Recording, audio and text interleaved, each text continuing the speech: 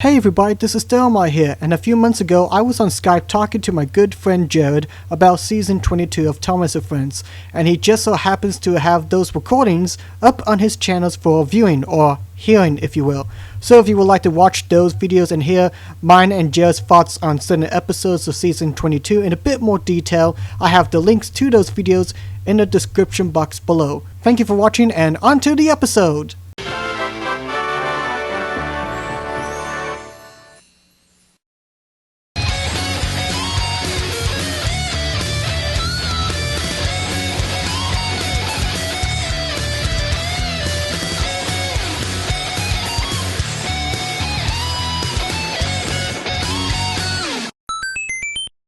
Hello and welcome everyone to the Marr Show. Thank you guys for joining me for another fantastic episode.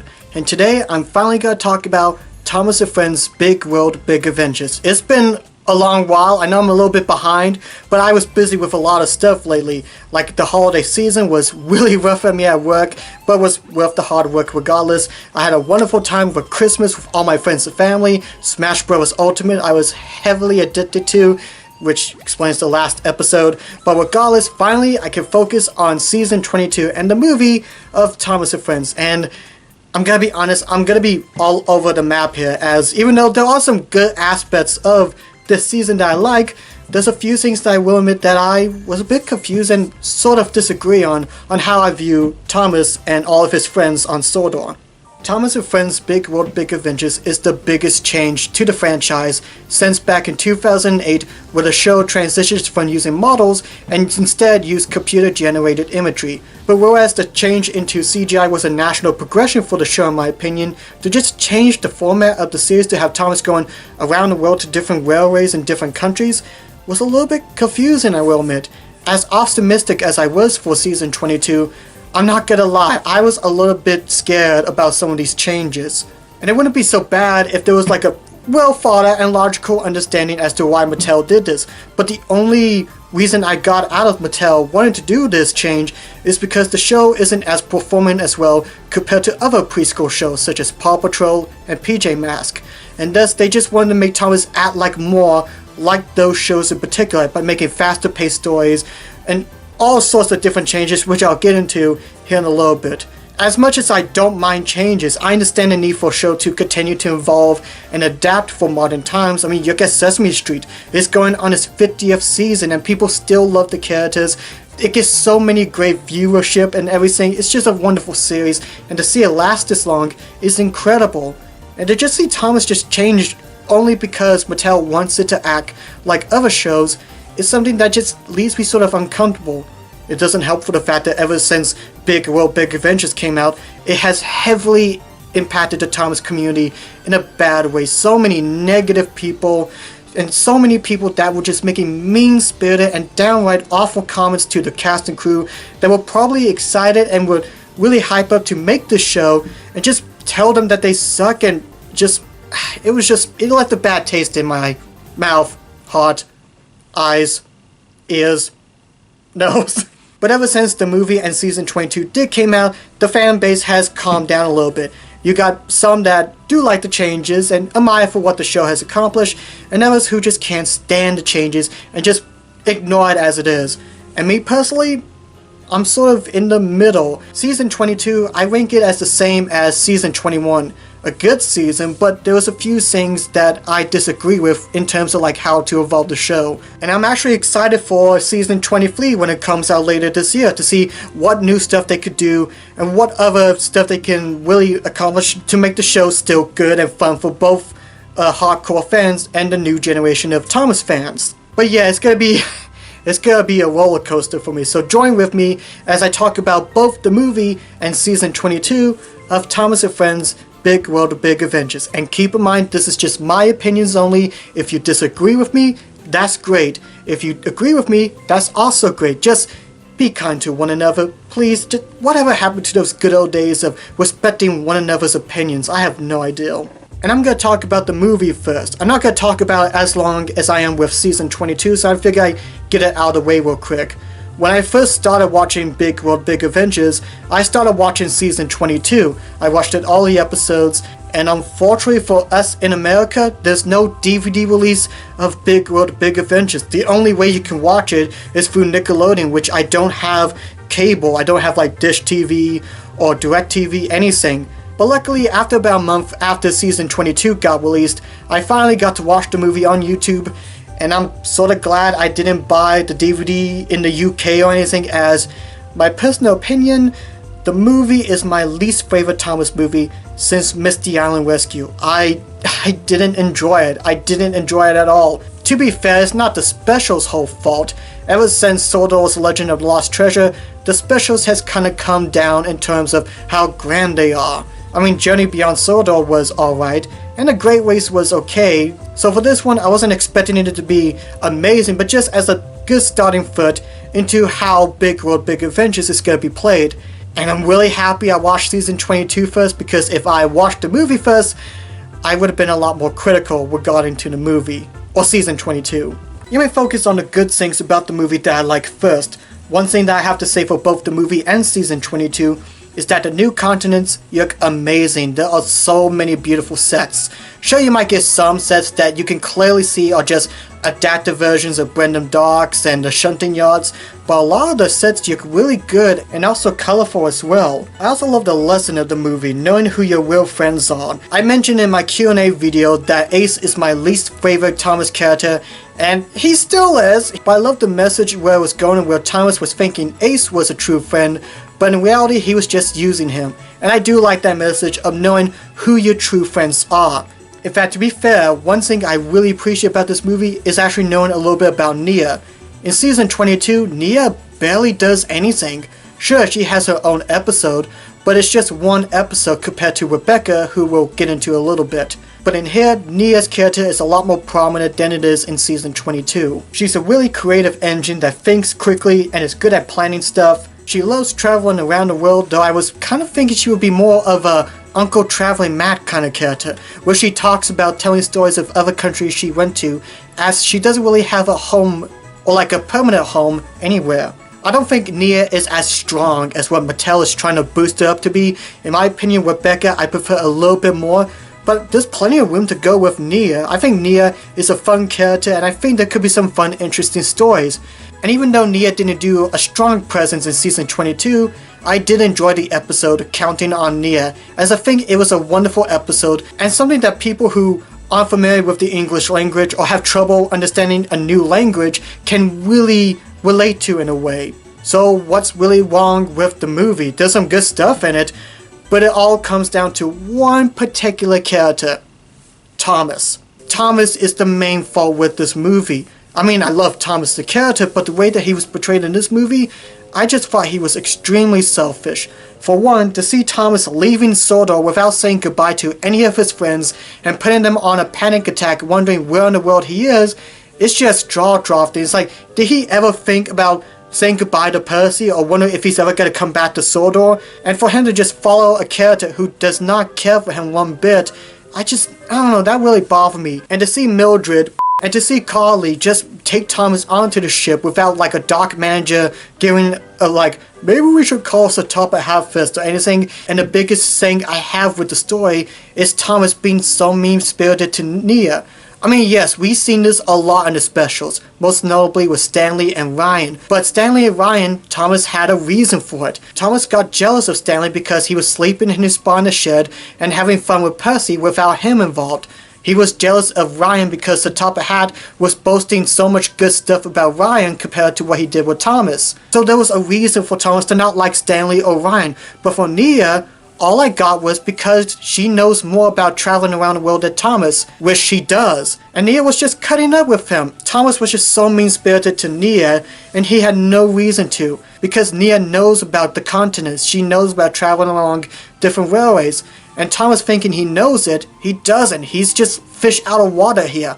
And for me, Thomas was the biggest problem that I had with Big World Big Adventures the movie. And another thing too, I really felt bad for the Fat Controller. He's going out of his way, traveling around different countries, trying to find Thomas, and at the end of the movie, he doesn't even see Thomas. He's stuck on the ship. I don't know, that just seems like a huge slap in the face to Satapa had in my opinion. But I mean, there are some good stuff about the movie. And if you love the movie, that's perfectly fine. I can understand why some people like it, but for me, Thomas was just the big reason why I couldn't watch this movie. I don't know, it really hurted me with how Thomas was in this movie, and how Satapa was just left stranded trying to find his #1 engine. I don't know, that just left me the wrong way. But in all fairness, this is going to be the last DVD special released, as future specials will now be 20 to 30-minute episodes in Season 23 and so on, which I actually don't mind that. I mean, after Solo's Legend of the Lost Treasure, you can't top that. I mean, I guess you could, with like, if you introduce the mountain engines, hint hint, but other than that, I'm not actually happy for it. But other than that, yeah, you don't have to watch the movie. In fact, to be fair again, I watched the Season 22 first, before the movie, and I think for most people, they want to see how the show acts. I mean, a special, that's nothing, but to see how the show has changed with these changes, this is the part that most people are gonna focus. And Season 22, I would view it around the same rating as Season 21. It was a good season, but there was a few things that I tend to disagree with in terms of how they present the episodes, and some of the stories as well. In Season 22, there are 26 episodes. 13 episodes that take place on Sodor, and the other 13 around different railways such as India, China, and Australia. Each episode is still 11 minutes long, however the actual story is now cut up to 7 minutes in length, leaving the other 4 minutes being for Thomas to talk directly to the viewers, discussing about the story for the day, and also talk about the lessons that they learned in each episode. And while I'm sad there's no traditional narrator like Mark Morgan, who was an excellent narrator, in fact, he actually voices a character, Dexter, in Season 22. But in my opinion, I think it's kind of genius to have Thomas talking to the viewers. I mean, I'm gonna be honest, if I was a kid and this came out seeing Thomas talking directly to me, I would lose my crap because I think that's awesome. Not to mention, with this being Big World, Big Adventures, I can imagine this being more like Thomas just got off a brand new hot journey after going through like maybe the China Railway or Australia Railway and came back to Sodor to tell people about his wonderful tales and what he discovered and learned. I think that part is pretty cute and I enjoy that. Oh, and in case anyone's wondering, the new intro is forgettable and I don't like it. But what about the actual stories, the 7-minute stories? How do they perform? Well, they're about the same episodes as we would expect from the past seasons, but there are some more noticeable stuff that was in Season 21 that are more prominent within Season 22. For one, the engine's body language are in full swing, and I know there's some people that still don't like it. For me, I've gotten used to it over time, but I actually want to quickly mention something that was in this one video at a toy fair about discussing about the changes for Thomas. Mattel reached out to several different kids, listening to what they want to see for the future of the show, and some of the more noticeable stuff that they said include more music, faster paced episodes, more humor, and animals. Because when I think of Thomas, I think of If I Ran a Zoo. And while there isn't like a whole lot of major music that I've noticed, then again I've only watched the 7-minute episodes, not the whole 11-minute episodes, I have noticed the faster pace, there's a bit more humor, and you get some episodes that are specific to animals, such as episodes devoted to monkeys, elephants, and koalas. Before I resume whatever this program is we're watching, I want to voice my voice on that little punk there. I find this koala to be an extremely stereotypical and racist depiction of koalas everywhere. We normal, society-functioning koalas don't run around the outback naked as the day we were born. We have jobs we go to so we could get paid to feed our families and goldfishes. The goldfish is mine and I had to eat him last week.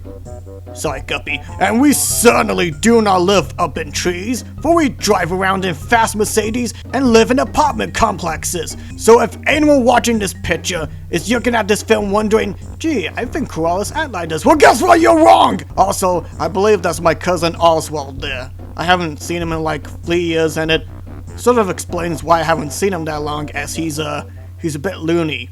Oi! Ozzy, stop being a mockery to koala kind! And put on some overalls for crying out loud! Weirdo! What was that?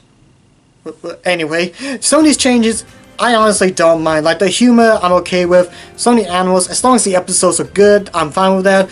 But the only thing that I sort of disagree with is the faster pacing of the stories. Am I saying some of these episodes needed that extra 4 minutes? Well, no. But the faster pace, I don't know, I realized something as I was watching season 22, is that when I watched the episode, I had to stop, wait a couple minutes before I can watch the next episode. And this is something I noticed when I was watching season 21 as well, is the faster pace.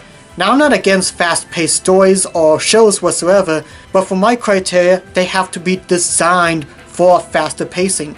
And for me, Thomas was never meant to be a show that's supposed to be fast-paced storytelling.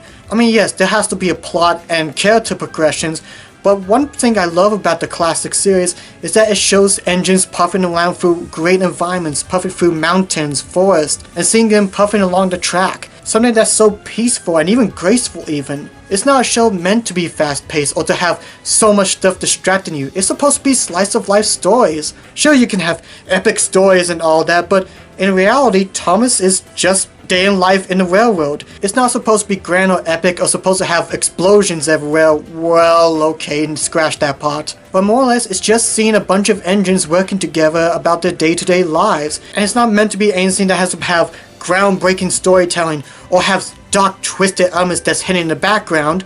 It's just supposed to be something fun, to have fun characters interact with each other and learning life lessons and having fun puffing along through beautiful scenery. And again, I had to stop constantly on some episodes before I can go to the next because there's so much distraction, so much stuff going around and constant noise. It's harder to explain, and I'm not sure if anyone feels that way. The only way I can really describe it is watch the episodes New Crane on the Dock, An Engine of Many Colors, and The Water Wheel back to back without stopping once. Maybe that's probably it. I can't watch those episodes back to back. I have to stop, wait a couple minutes to relax, and then continue because it just gave me so much going on that's like, okay, stop. I need a moment here. Okay, moving on. But aside from the faster pace that I have an issue with, the episodes themselves are fine. The episodes in Sodor are still good and are the same episodes that we would see in like season 20 and the past few seasons. However, one thing that me and several of my friends have discovered is that there are a few episodes on here that we notice seem out of continuity. I believe that many of these episodes that take place on Sodor were meant to be part of the 21st season, most notably Engine of Many Colors, where James is getting repainted after his little accident at Tim Sheds. And speaking of continuity, sometimes it can be very weird. Like, okay, if you did a fan-made playlist and put the episodes in chronological order, that's fine. But released in order of how they were in the UK and US, it's just so random. Like you have one episode where Thomas is in China, and then the next where Thomas is back on Sodor. It gets really confusing. One thing I forgot to mention real quick about the episodes, and then in every episode, there is a dream sequence. Maybe one, maybe sometimes 3 times in an episode, there's a dream sequence that the engines have. I know a few people that don't like these dream sequences, but for me, I think they're a lot of fun. It gives us an idea to what the engines are imagining in their head. And not to mention, I think it gives the animators a lot of fun creative freedom to just mess about and go all out with their animation skills. It's something fun, cute, and sweet. Though, there is one dream sequence I can't watch, and that's the one where Rebecca is reminding about having other cool features on herself, and you see the engines just yucking at her. So scarily. Oh, and yeah, speaking of going around the place, I forgot to talk about Rebecca a bit. As I mentioned before, Rebecca, I think, has a much more stronger presence than compared to Nia. In fact, Rebecca, I think, is a really fun engine. She's just a sweetheart, complimenting on every engine's good qualities and seeing the best out of every engine. I especially love the episode where she complimented on how Gordon is a little bit bigger than Flying Scotsman. That there is just precious. And I really love Rebecca. And again, she had a lot of presence in the season compared to Nia, which is why I thought Nia done a little bit more in terms of presence and character personality in the movie than in season 22, as I think the writers have a lot of fun with Rebecca. I think she fits pretty well in the series overall. And the Sodor episodes, they're good. I wouldn't say some of them are legendary status, but some of them I can watch over and over. One episode that is definitely one of my least favorites in recent history is Apology Impossible. Much like with A Big World, Big Adventures, James is such a huge jerk in this episode, and how he treats Philip and the other engines, he just made this episode impossible to watch. Impossible to... Not intended, but I'm proud of myself. Good night, everybody! But I think the main focus that a lot of people are looking at are the international episodes, the ones where Thomas is at Australia, India, China. How do those episodes fare? Very mixed for me. I mean, very mixed. One thing I noticed about so many episodes is that how they could have easily taken place back on Sodor. I mean, sure, there's nothing wrong with how the railways work. Heck, India is probably my favorite railway. But some of the stories just felt like they could have taken place back on Sodor. For example, number 1 engine, I literally thought of 5 other episodes that are immediately close to this episode in particular. And it really felt like the only real change to these episodes was just change the location. Although to be fair, they actually do use the different countries to their advantage in regards to storytelling. One of my favorite episodes, The Runaway Truck, has an episode dealing with Taiji and how the engine in China was using Taiji to match with the truck speed to catch him on time. It was really cool to see how they integrate some of different cultures aspects like Taiji and endangered species into story episodes, and those really stuck out to me. But one thing that I feel kind of bad saying, a lot of the international episodes I completely forget about. I'm not saying they're horribly written or awful in any way, but for some reason I kept forgetting a lot of the story aspects and characters' names. In fact, there are only 4 episodes where Thomas is at a Sodor that I can easily remember. And I felt bad, and I was trying to think, why am I not remembering the international engines or even the locations or episodes that much compared to the ones on Sodor? And that's where it kind of hit me, and something I noticed that's a little bit of a complaint that parents had back a few years ago. There was a few complaints that some parents had that their kids were getting confused by wondering, who's that engine? Who's that engine? Well, like say Donald and Douglas or the small railway engines or other engines appearing, that the kids are getting overwhelmed that there's so many characters popping up and trying to remember all of them. I mean, yeah, we had so many engines introduced back in the day, but they were introduced nationally and weren't just popped up after so long. I mean, you didn't have like an engine that only appeared in season 5 popping up in season 20 or something like that. I mean, sure, hardcore fans will know the characters, but for kids that are starting out, they're not gonna know all the characters instantly. And I think that's part of the reason why I don't remember the international episodes that much. It's because since we're now introducing to these railways and engines, that I'm just not having enough time getting grasp to them, that not only I have to care about the engines in Sodor, but now I have to care about the engines in China and Australia, and that's something I'm really nervous of in regards to them going to other different countries, is how many new characters and locations they're going to introduce that kids are going to have to know about.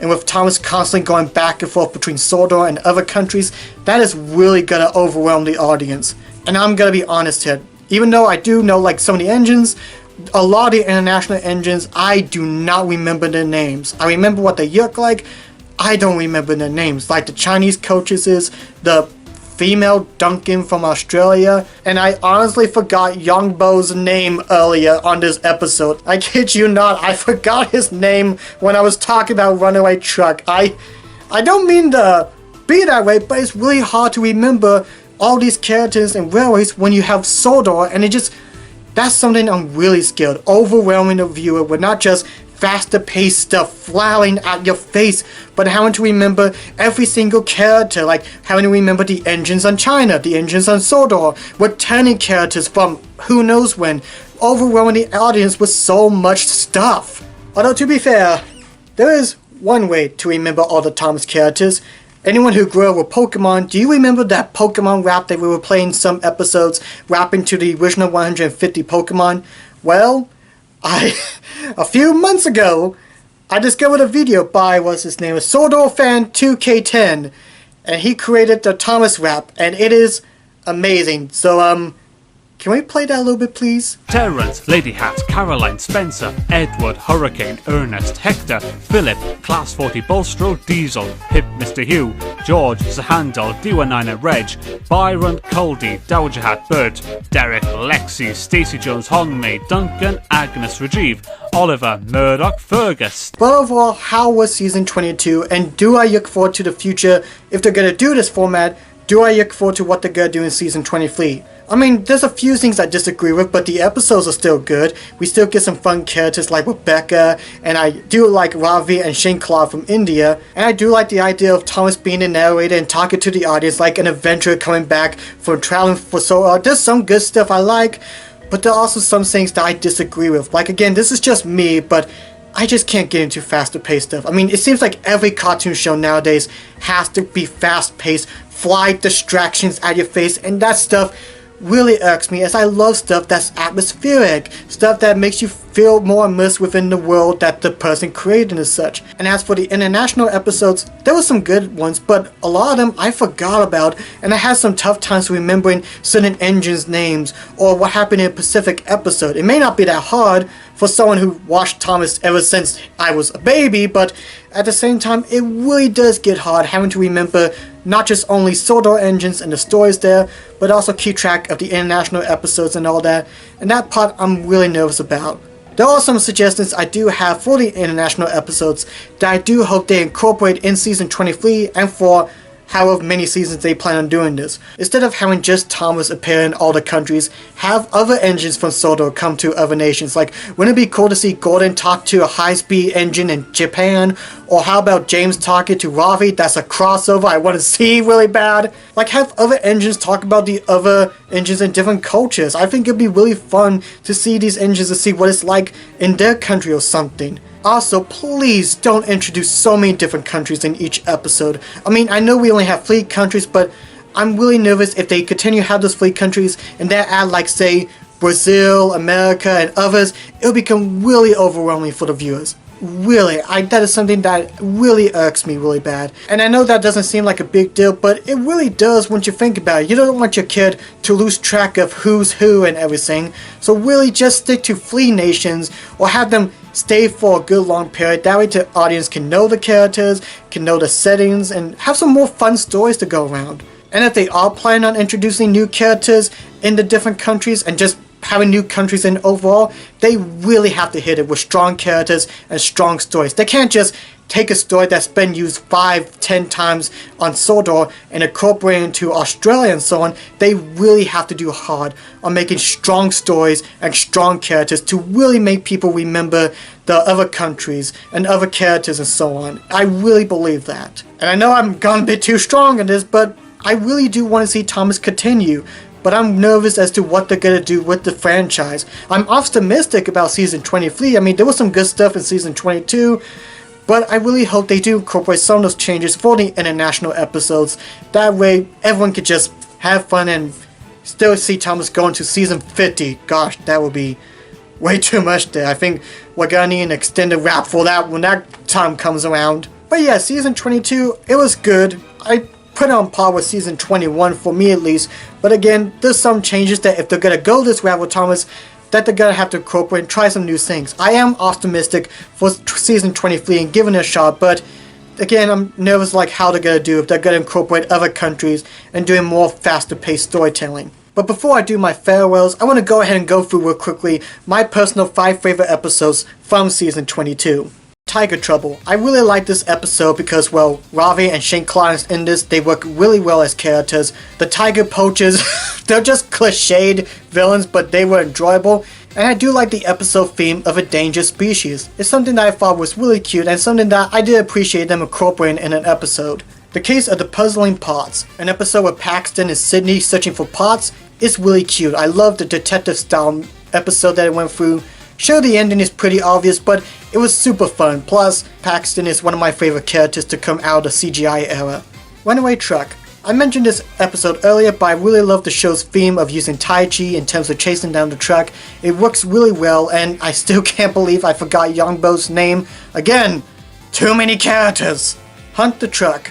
This episode is a classic in my eyes. It literally feels like a story that can easily be in the Railway series. I love seeing Bill and Ben, and I actually like the new voices in this season. And to see Edward as the star in this episode is nice, but my absolute favorite episode of Season 22 belongs to What Rebecca Does.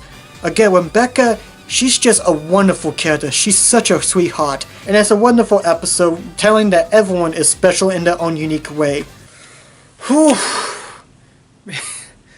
That was a lot to talk about, but it felt good talking about this season for once, even though I waited for so long. But regardless, that's all the time we have for today, folks. So in the comment section below, let me know what you thought of Thomas and Friends' Big World, Big Adventures, and what you think Season 23 has to offer. If you like some of the changes, that's fine. If you don't like the changes, that's also fine. Just be respectful, respect each other's opinions in the comment section. And I know technically this has been over a year since I reviewed anything Thomas related here on the Delmar Show, so hopefully I'll get to review more, I do want to talk about some of my favorite seasons, and I'm excited to see what season 23 has to offer. Season 22, it has some good stuff, but I really hope they do some changes that really makes people remember the international episodes a lot. Or at least that's how I majorly felt.